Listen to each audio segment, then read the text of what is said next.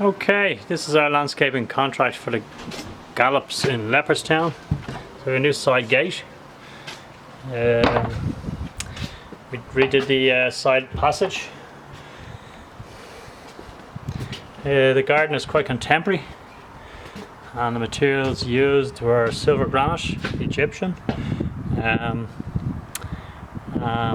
synthetic grass, and then we did all the surrounds on the garden room using Scandinavian pressure treated spruce, planed. We have 2 beds on either side, done plastered top and sides.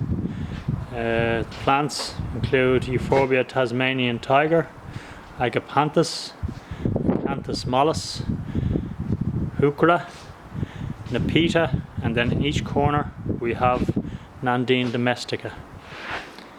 We also have a nice feature bed in front of the window, which frames from inside with the 2 bay laurels.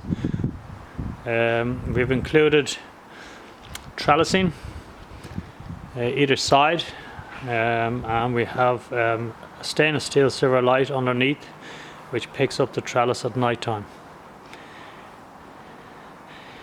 The garden room is quite substantial. We had an angular wall at the back which has kind of become a feature. Difficult during the construction, but there you go.